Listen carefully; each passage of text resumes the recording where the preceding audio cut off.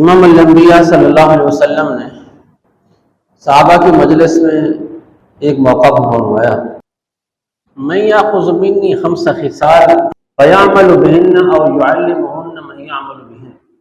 آپ علیہ السلام نے فرمایا کہ کون ہے جو مجھ سے 5 باتیں لے لے، سیکھ لے لے فیعمل بہن، اور پھر ان 5 باتوں پر وہ شخص عمل کرے، اور فرمایا او یعلمہن من یعمل بہن، یا وہ کسی اور کو یہ باتیں سکھائے، من یعمل بہن، جو ان باتوں پر عمل کر لے، خود عمل کر لے یا اس کو سکھا دے جو ان باتوں پر عمل کر لے۔ آپ علیہ السلام نے پہلے ایک طلب پیدا کی، ویسے بھی بتایا جا سکتا تھا، لیکن آپ علیہ السلام نے پہلے اپنی بات میں ایک طلب کو پیدا کیا۔ صحابہ تو ویسے بھی بڑے طالب تھے، انتظار میں رہتے تھے کہ آپ علیہ السلام کی طرف سے کوئی بات ملے اور ہم اس کو کرنا شروع کر دیں۔ جیسے کہ جابر بن سلیم رضی اللہ عنہ کی روایت میں ہے کہ وہ فرماتے ہیں کہ میں نے ایک شخص کو دیکھا کہ لا یقول شیئا الا صدر عنہ، تو میں نے دیکھا کہ لوگ بیٹھے اور ایک شخص بیچ میں ہے، وہ جو بھی بات کرتا ہے وہ ان سے صادر ہونا شروع ہو جاتی ہے، اس کام کو کرنے لگ جاتے ہیں۔ لیکن آپ علیہ السلام نے اور زیادہ طالبین میں بھی اور طلب کو پیدا کیا، من یاخذ منی خمس خصال، کون ہے جو مجھ سے 5 باتیں لے گا، فیعمل بہن او یعلمہن من یعمل بہن، جو ان پر عمل کرے یا ان کو سکھائے جو ان پر عمل کرے۔ حضرت ابی ہریرہ رضی اللہ تعالیٰ عنہ فرماتے ہیں، فرمایا قلت انا یا رسول اللہ، اللہ کے رسول میں یہ کام کروں، میں یہ کام۔ آپ علیہ السلام نے حضرت ابو ہریرہ رضی اللہ تعالیٰ کا ہاتھ پکڑا، فاخذ بیدی، فرماتے ہیں کہ اللہ کے نبی نے میرا ہاتھ پکڑا اور وہ 5 باتیں میری انگلیوں پر آپ علیہ السلام نے گنی، فاخذ بیدی فعدہن فیہا، آپ علیہ السلام نے میرے ہاتھ کو پکڑا اور اس ہاتھ میں وہ 5 باتیں آپ علیہ السلام نے گن کر سمجھائی کہ یہ ہیں وہ 5 باتیں۔ پہلی بات کیا تھی؟ فرمایا اتق المحارم تکن اعبد الناس، اتق المحارم تکن اعبد الناس، جن چیزوں کو اللہ نے حرام کیا ہے نا ان سے بچو، جن کاموں کو اللہ نے حرام کیا ہے ان سے بچو، تکن اعبد الناس، لوگوں میں سب سے زیادہ عبادت گزار بن جاؤ گے۔ ہمارے خیال میں، ہمارے ذہنوں میں سب سے بڑا عبادت گزار کون ہوتا ہے؟ جس کو ہم دیکھیں تہجد پڑھنے کے لیے آ رہا ہے، تہجد پڑھ رہا ہے، ہم نے دیکھا مسجد میں بیٹھا رہتا ہے، قرآن مجید کھول کر پڑھتا رہتا ہے، تسبیحات پڑھتا رہتا ہے، اشراق پڑھ رہا ہوتا ہے، چاشت پڑھ رہا ہوتا ہے، اوابین پڑھ رہا ہوتا ہے، مسجد میں بار بار نظر آ رہا ہوتا ہے۔ ہم کہتے ہیں یہ سب سے بڑا عبادت گزار ہے، ہم اپنے ذہنوں میں خیال کرتے ہیں۔ لیکن آپ علیہ السلام نے کیا فرمایا؟ اتق المحارم تکن اعبد الناس، جن کاموں سے اللہ نے روکا ہے، جو حرام چیزیں ان سے بچو، تکن اعبد الناس، سب سے بڑے عبادت گزار بن جاؤ۔ حرام کردہ چیزوں سے بچو، منہیات سے بچو، حرام کردہ چیزوں سے بچنے والا سب سے بڑا عبادت گزار ہوتا ہے۔ ہمارے ذہنوں میں صرف یہ ہے سود کھانا حرام ہے، ہمارے ذہنوں میں یہ ہے کہ شراب پینا حرام ہے، زنا کرنا حرام ہے، یہ موٹی موٹی چیزیں ہمارے ذہنوں میں ہے کہ یہ چیزیں حرام ہیں۔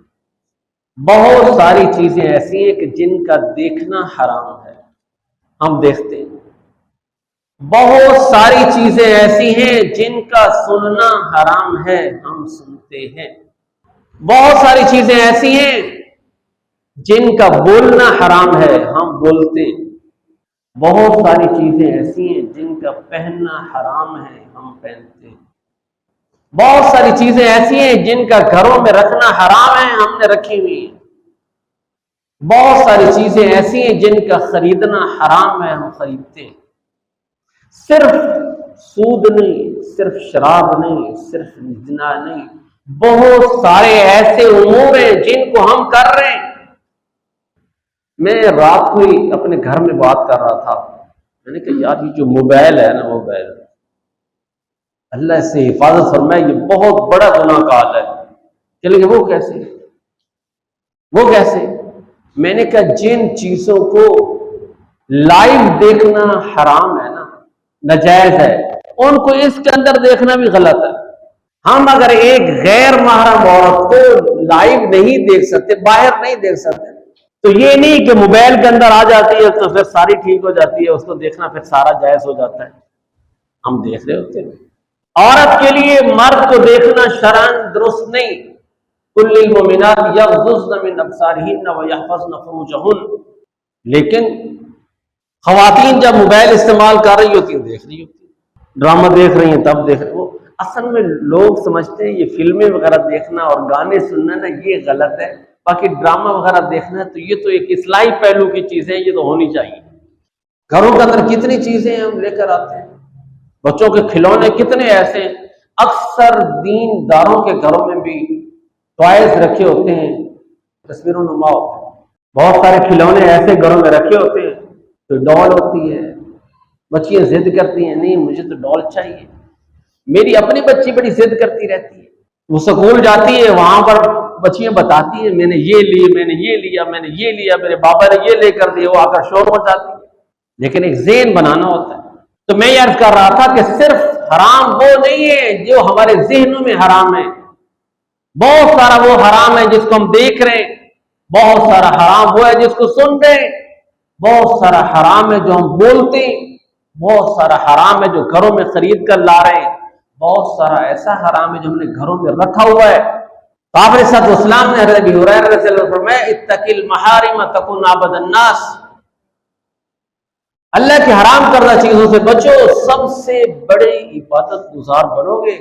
معاملات کے حوالے سے کتنے معاملات ایسے ہیں جو ہم کرتے ہیں جو شرعی طور پر جائز نہیں ہوتے، کتنے ہم لین دین کے معاملات ایسے کرتے ہیں، کتنے وراثت کے معاملات ایسے ہیں جو ہمیں نہیں کرنے چاہیے. ایسے یہ مرغی والے ہوتے ہیں نا، مرغی والے یہ مردہ مرغیاں ادھر سے لے آئے نا، مرغی خانے سے، ملٹن مارکیٹ سے، ہم کہتے ہیں یہ حرام بیچ رہے ہیں. کیا کرتے ہیں؟ حرام بیچ رہے ہیں. ہم کہتے ہیں یہ نہیں کھانا چاہیے، یہ حرام ہے، تو مردہ مرغی نہیں کھانی چاہیے. لیکن ایک شخص رشوت کے پیسے جیب میں ڈال کر نا، رشوت کے پیسے جیب میں ڈال کر حلال مرغی خریدنے جا رہا ہوتا ہے، رشوت کے پیسے جیب میں ڈال کر حلال مرغی خریدنے جا رہا ہوتا ہے. اور بھائی جیسے مردہ مرغی حرام ہے، ایسے ان پیسوں سے خرید کر گھر لے جا کر ذبح کی ہوئی مرغی بھی حرام ہے. بکری تو ہم چاہتے ہیں وہ لوگ یہاں پر گدھے کا گوشت نہ بیچے، ہوٹلوں پر کتنے بے وقوف لوگ ہیں جی گدھے کا گوشت بیچ رہے ہوتے ہیں، فلاں جگہ پکڑا گیا. کتنے ہوٹلوں میں پتہ چلا جی کتے کا گوشت بیچ رہے ہیں، ہم کہتے ہیں بڑی بری بات ہے. لیکن ایک آدمی سود کے پیسے جیب میں لے کر بکرے کا گوشت خریدنے جا رہا ہے، وہ جب آ کر کھائے گا تو وہ تو ٹھیک ہوگا نا، وہ ہمیں بھی ہلا دے، ہمیں کہتے ہیں چلو کوئی بات نہیں، دعوت ہے، کیا کریں، رکھنی پڑتی ہے جناب، رشتہ داری کا معاملہ ہے. صرف سود حرام نہیں ہے، شراب حرام نہیں ہے. جو لوگ اپنی بہنوں کا حصہ نہیں دیتے اور کھائی جا رہے ہیں وراثت کا، وہ کیا کھا رہے ہیں؟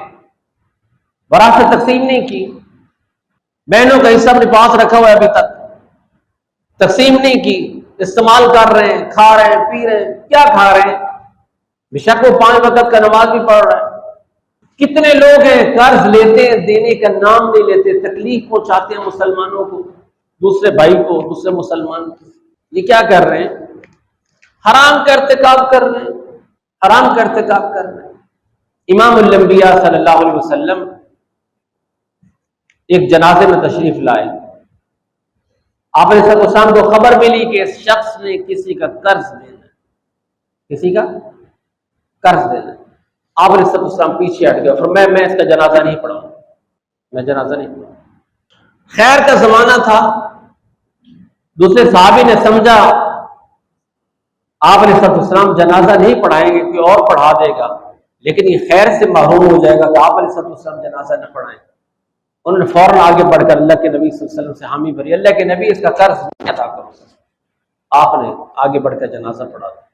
ایک موقع پر آپ علیہ السلام نے آسمان کی طرف دیکھا، پھر اس کے بعد اپنے سر پر ہاتھ رکھا اور فرمایا کتنی سخت چیز آج آسمان سے نازل ہوئی ہے، کتنی سخت چیز آج آسمان سے نازل ہوئی ہے۔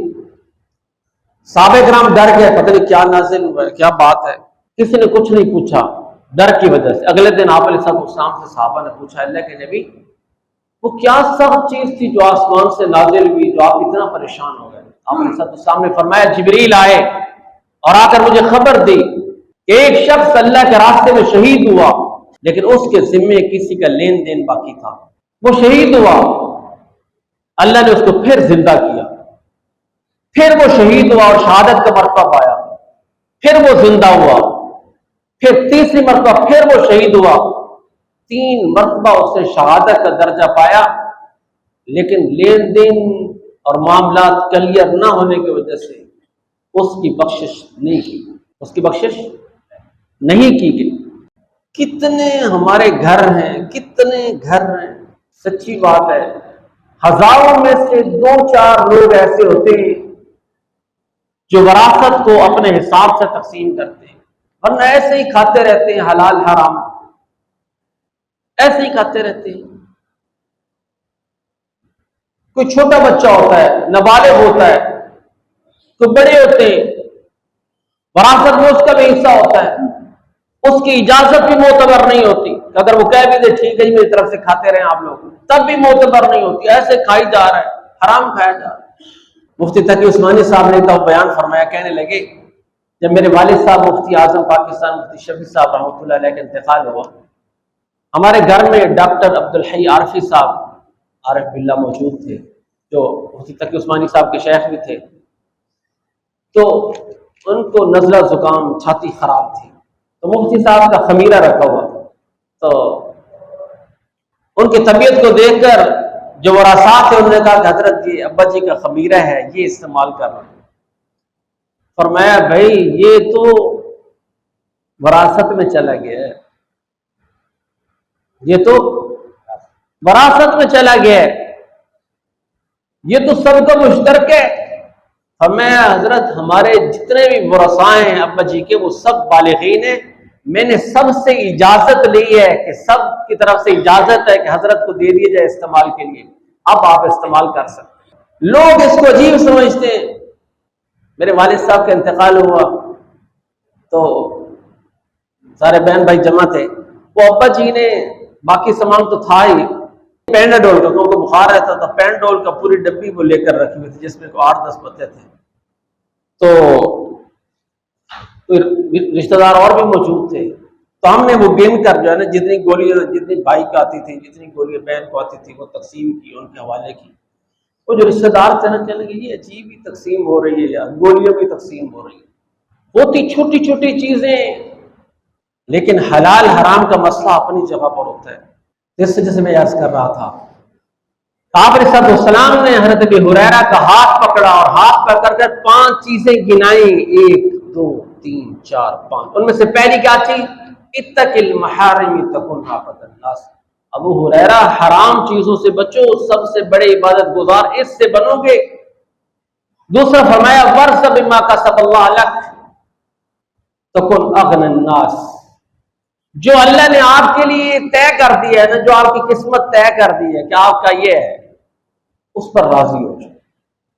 آپ کو اللہ نے سائیکل دی ہے، دوسرے کو موٹر سائیکل دے دی ہے، تیسرے کو گاڑی دے دی ہے، کوئی بات نہیں، مالک نے ایسا کر دیا ٹھیک ہے، کسی کا رنگ کالا کر دیا ہے، کسی کو گورا کر دیا ہے، کسی کا بچے دے دیے، کسی کو بچیاں دے دی ہیں، کسی کا اچھا کاروبار ہے، کسی کا اچھا نہیں، جو اللہ نے کر دی ہے اس پر راضی رہنا۔ ایک تو یہ مجبوری ہم کر ہی کچھ نہیں سکتے، لیکن ایک ہے اندر اللہ پر شکوے کرتے رہنا، پتہ نہیں اللہ کو ہمارے ساتھ کیا مسئلہ تھا، پتہ نہیں اللہ کو ہمارے ساتھ کیا مسئلہ تھا۔ اور میں نہیں، جو اللہ نے آپ کے لیے طے کر دیا ہے، جو دے دی ہے، جو آپ کے حصے میں کر دیا ہے، جو آپ اللہ کی تقسیم پر راضی رہے، تکن اغن الناس، لوگوں میں سب سے زیادہ مالدار ہو جائے گا، بے نیاز ہو جائے گا۔ پھر ایک صرف فرمایا علیہ السلام نے احسن الی جارک، احسن الی جارک، تیسری بات جو انگلی پکڑ کر سمجھائی، فرمایا احسن الی جارک، اپنے پڑوسیوں کے ساتھ اچھا رہا کر، اپنے پڑوسیوں کے ساتھ اچھا رہا کر، تکن مومنا، مومن بن جائے گا، پڑوسیوں کے ساتھ اچھا رہو، یہ نہیں کہ سارا گند اکٹھا کیا دوسرے کے جا کر دروازے کے قریب ڈال دیا۔ آپ دیکھ رہے ہیں لاہور میں کیا ہو رہا ہے، کوڑا جمع کرتے ہیں اندھیرے کے اندر جا کر نا، تو کسی کے دروازے کے ساتھ رکھ آتے ہیں۔ احسن الی جارک، آپ علیہ السلام نے تو یہاں تک سمجھایا اپنے گھر کے سامنے کے حصے کو صاف رکھا کرو، یہود کی طرح اپنے باہر کے گھر کے حصے کو خراب نہ رکھا کرو کہ جس سے پڑوس والوں کو تکلیف ہو۔ آپ علیہ السلام نے سمجھایا کہ گھر میں جب سالن بنایا کرو نا، اس میں پانی تھوڑا سا ملا لیا کرو، ہمسایوں کے گھر بھی دے آیا کرو۔ دیہات میں اب بھی الحمدللہ یہ چیز چلتی ہے، دیہاتوں میں کھانا بناتے ہیں، ادھر والوں کو بھیج دیا، ادھر بھیج دیا، ادھر بھیج دیا، ایک کٹوری میں ڈال کر، ادھر سے بھی پھر آ جاتا ہے، ایک گھر میں کئی ڈشیں ہو جاتی ہیں۔ لیکن یہاں شہروں میں تو مجال ہے کہ ایک دوسرے کے گھر دینے کا نام ہی لیتا ہو۔ پچھلے دنوں میں فرانس کے کوئی مہمان آئے ہوئے تھے، بتانے لگے کہ میں نے ایک حدیث پڑھی جس میں آپ علیہ السلام نے یہ فرمایا تھا کہ سالن کے اندر پانی ملا کر ہمسایوں کو بھی دیا کرو۔ تو میں نے ایک کٹوری میں سالن لیا، لے کر ہمسائے کے گھر چلا گیا، میں نے دروازہ کھٹکھٹا کر، وہ عیسائی خاتون تھی بڑھیا، تو اس نے کہا یہ کیا دینے آئے ہو؟ کہنے کہ سالن ہے۔ کہنے کہ یہ کیوں لے کر آئے ہو؟ کہنے کہ اس وجہ سے کہ ہمارے نبی نے یہ سمجھایا ہے کہ سالن میں پانی ڈال کر ہمسایوں کا بھی خیال کرو، ان کو بھی دے آیا کرو۔ کہنے کہ میری اس عمل پر اس خاتون نے کلمہ پڑھ لیا۔ کہنے لگی کہ میری بیٹی اوپر والے فلور پر رہتی ہے، 20 سال ہو گئے، اس سے مجھے آج تک نہیں پوچھا کہ ماں جی کو چاہیے آپ کو۔ وہ کون سا مذہب ہے جو ہمسایوں کو بھی ہمسایوں کا خیال رکھنے کا حکم دیتا ہے اور تعلیم دیتا ہے؟ اس وجہ سے آپ علیہ السلام نے تیسری چیز یہ فرمائی۔